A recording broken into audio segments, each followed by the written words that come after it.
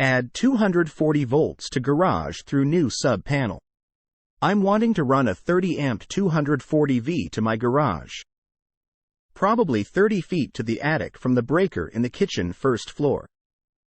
35 feet across the attic, which is above the second floor, and around 3035 down to the garage below the kitchen level.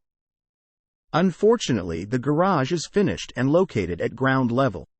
My breaker box is full, so I either need to get a 100 amp panel with 32 slots current is 24 or run a 56 amp sub-panel in the upstairs guest bedroom and change the dryer breaker from 30 to 50 or 60 amps and run a low gauge, probably 6-3 or 4-3 wire that will support 50 or 60 amps back to the panel in the kitchen. Ideally, I'm looking to put in a NEMA 1430 connection or a NEMA 620, preferably the 1430, unless this isn't possible. Can I legally have a 60 amp breaker in a 100 amp panel? One electrician told me that you shouldn't have a breaker that is over half of your total output. If I can't put a 60 amp breaker and have to go with 50, can I still have two 30 amp breakers in the sub-panel?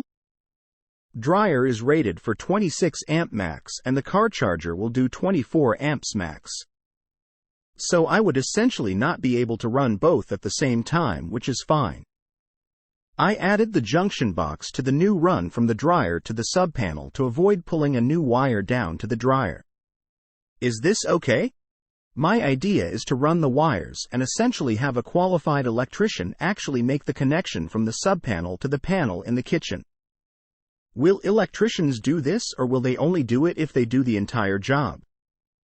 Question from user Benji at Stack Exchange.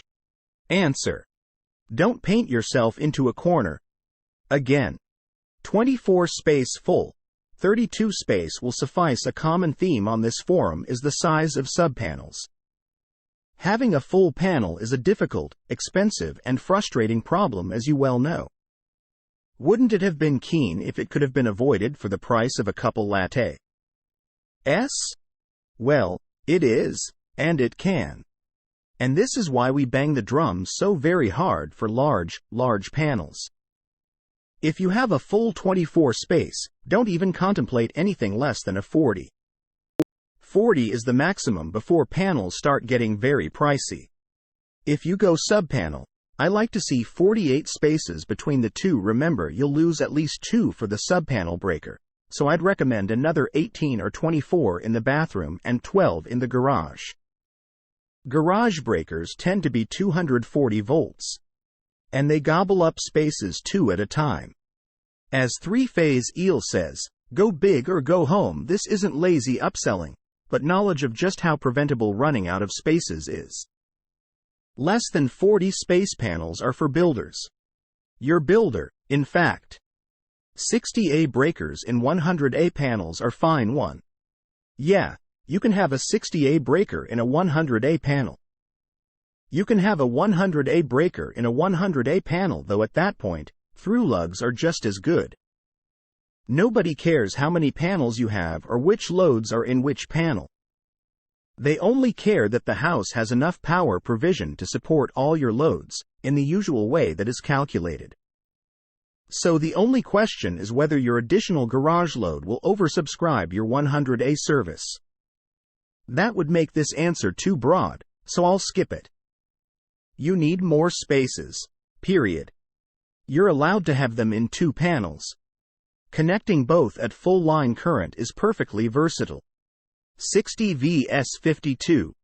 First, if you wire for 50A, you have probably wired for 60A because you're using either 6 copper or 4 aluminum cable. The only case where you're allowed 50A but not 60A is if you're running in conduit and you are using 8 Cu6Al individual wires running 75 degrees C. Nonetheless, I would just run the full 100A up to the laundry room sub. On 1 Al wire or 3 Cu if your last name is Kennicott. I recommend aluminum for feeder. By the way, remember the working space required around a panel. You must have a box 30 wide by 36 deep by 78 high in front of your panel, cleared of any stuff. Doesn't need to be centered. Hallways walkthroughs are great places for this. Splicing and junction boxes in feeder. 3. Any splice has to be in a junction box, but it has an impact on usable wire size. You can splice 8 or 6 cable in a common junction box of sufficient size 24 cI for 8 or 40 cI for 6, so a 4 square deep, or 4-1-1-1-6 square, respectively. To splice 4 and up, you have to think about bending radius, and you need a pretty big box. Having the electrician finish the job for. Your intuition is correct. Electricians don't like to finish somebody else's job. Further, when a novice enters a project, it is common enough for the novice to screw things up. Example: the working area requirement for a subpanel. After red flagging several problems, necessitating redo of much of the work, the electrician will gleefully write up the whole project and expect you to pay it. So there's a two-pronged strategy to using electricians well that way. First, do obsessive project review. Ask here about every detail, and then you know the person who comes on here. We give feedback about a variety of factors on the project, and the person argues and self-justifies every suggestion? Be the opposite of that guy. Read postings 2-3 times and make sure you miss no detail. Ask, ask, ask. Listen, listen, listen. Do this iteratively. Second, work in EMT conduit if able, oversize the conduit, and don't chintz out on access points. 2-3 of working in residential is physically breaching the building, pushing through deck plates, fishing to avoid disturbing too much drywall, that kind of thing. You know exactly what I mean. I really hate paying an electrician to do carpenter work. Answer from user Harper. Reinstate Monica at Stack Exchange.